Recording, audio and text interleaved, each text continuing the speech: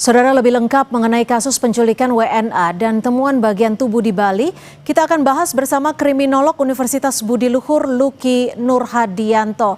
Selamat sore Mas Luki. Mas Luki, kalau kita melihat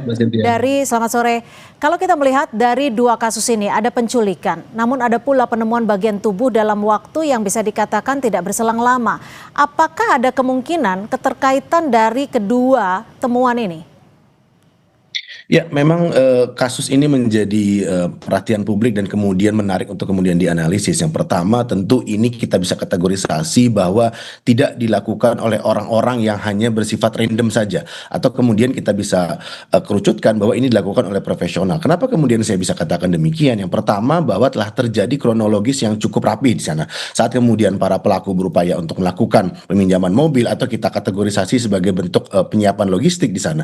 Terus yang kedua adalah para pelaku melakukan tindakan intimidatif, mulai dari penculikan, terus kemudian mereka melakukan tebusan, sampai kemudian yang paling terakhir adalah tingkat eksekusi. Dari titik inilah kemudian kita bisa lihat runtutan-runtutan yang mengarah terjadinya transnational organized crime. Yang kedua yang bisa kita kategorisasi berikutnya, mutilasi yang dilakukan dalam konteks korban yang berbeda. Jika memang demikian gitu ya, maka ini dilakukan secara defensif dalam arti mereka melakukan pembunuhan terlebih dahulu, baru kemudian melakukan upaya untuk bisa mengeradiksi barang bukti yang kemudian bisa melekat kepada dirinya dengan melakukan penyebaran, sampai kemudian mereka melakukan tindakan hit and run. Jadi mereka melakukan kalkulasi sejauh mana gitu ya mereka bisa mengaburkan barang bukti. Itu yang pertama. Yang kedua, saat kemudian mereka ingin melarikan diri, maka tentu upaya untuk bisa menemukan puzzle-puzzle dari tubuh korban ini membutuhkan waktu dari pihak kepolisian setempat.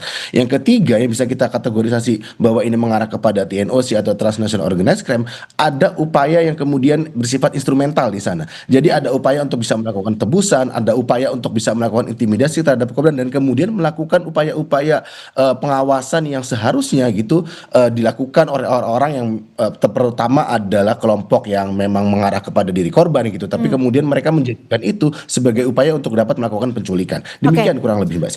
Mas Luki, jika ada targetnya adalah warga negara asing dan pelakunya atau tersangkanya juga dilakukan warga negara asing, apakah ini memang merupakan bagian dari sindikat internasional terkait dengan kejahatan ini? Ya, tentu jika memang berupaya untuk mengarah kepada adanya sindikat, dibutuhkan kerjasama dengan pihak Interpol, dengan pihak kepolisian sudah melakukan upaya dengan red notice. Tentu ini sudah sinyalemen bahwa sindikat ini memang ada. Saat kemudian kita berbicara mengenai sindikat, maka tentu mereka sudah melakukan kalkulasi mulai dari sejauh mana korban ini didampingi oleh orang-orang terdekatnya. Itu yang pertama. Yang kedua adalah mereka melakukan upaya untuk bisa memanipulasi identitas di situ, melakukan peminjaman, kemudian ada pihak-pihak yang melakukan pinjaman. Yang kedua ada pihak-pihak yang kemudian melakukan tingkatan untuk bisa mengintimidasi. Dalam hal ini melakukan pemerasan, Mbak Cynthia. Jadi saat kemudian mereka membuat video, terus kemudian tentu video ini tidak hanya sekedar video, tapi ada niatan tertentu yang mengarahkan kepada bagaimana keluarga, atau kemudian mohon maaf misalnya bisnis yang dijalankan oleh pihak keluarga yang kita tidak tahu sejauh mana kemudian keterkaitan ini, karena jumlahnya juga cukup fantastis. Terus adalah pihak-pihak yang berperan sebagai eksekutor, karena tentu saat kemudian mereka melakukan mutilasi itu tidak hanya orang-orang yang bersifat sederhana gitu ya, atau kemudian tidak dibutuhkan alat-alat yang cukup mumpuni, dan sebaran dari bagian tubuh korban itu dilakukan di tempat-tempat yang seharusnya memang sulit untuk kemudian diketemukan, sampai kemudian ada di muara dari sungai tersebut yang kemudian baru kemudian bisa diidentifikasi telah terjadinya tindakan pembunuhan. Tiga aspek ini yang bisa mengidentifikasi sejauh mana kemudian sindikat itu berada, dan seringkali bahkan dalam konteks kejahatan transnasional tujuan utamanya memang bukan kemudian hanya sekedar melakukan pembunuhan, tapi ada tindakan instrumental untuk bisa melakukan penebusan-penebusan yang berpengaruh kepada sejauh mana tingkat bisnis yang kemudian terrepresentasikan dari diri korban. Oke, Mas Luki, jika Anda tadi menyebutkan ada tiga aspek, namun lokasi yang dilakukan sebagai tempat terjadinya tindak kejahatan di Bali yang merupakan salah satu destinasi wisata bisa dikatakan merupakan skala internasional. Dilihat di sini, apakah memang standar keamanan di daerah wisata Bali yang memang perlu ditingkatkan lagi, atau sebenarnya ada indikator tertentu yang menjadikan Bali sebagai lokasi bisa dikatakan tanda kutip lokasi yang mudah untuk melakukan tindak pidana skala internasional? Ya, sebelum kita mengarah ke sana mungkin kita perlu tahu juga bahwa aktivitas yang dilakukan oleh korban ataupun dalam hal ini pelaku mengarah kepada tindakan yang bersifat rekreasional di sana. Jadi mereka berupaya untuk mencarikan entertain. Nah, di titik inilah kemudian pengawasan terhadap diri korban itu menjadi lemah. Saat kemudian menjadi lemah, maka tujuan utama yang bisa dilakukan adalah saat dia melakukan wisata dalam hal ini apa namanya? Mungkin keberadaan Bali adalah titik di mana korban tidak memiliki pengawasan yang cukup kuat. Yang kedua adalah motivasi dilandasi oleh kemudian tertrigger oleh para pelaku karena memang dirasa bahwa saat kemudian capable guardian ini menjadi melemah, maka di titik inilah kerentanan terhadap diri korban. Nah, saat kemudian kita berbicara sejauh mana kerentanan yang kemudian melekat, tentu pihak kepolisian sudah berupaya semaksimal mungkin. Namun memang titik-titik seperti safe house yang menjadi tempat penculikan dari korban itu tidak dipenuhi atau kemudian tidak memenuhi kriteria-kriteria sejauh mana tingkat penyewaannya atau CCTV yang berada itu memenuhi kaidah-kaidah pengamanan. Yang kedua, tentu pihak kepolisian juga sudah bergerak cepat, namun pihak-pihak yang kemudian menjadi pelaku sudah lebih cepat lagi karena saat kemudian mereka melakukan mutilasi dan menyebar diri korban, mereka sudah berpencar gitu. Ada 4 orang yang kemudian kita sinyalemen sudah melakukan apa namanya perjalanan ke luar negeri, atau kemudian ada 2 pihak lainnya yang kemudian masih berada di Indonesia. Tentu ini adalah upaya untuk memecah konsentrasi dari pihak kepolisian agar mereka tidak kemudian merujuk kepada diri pelaku yang atau kemudian sindikat yang sama.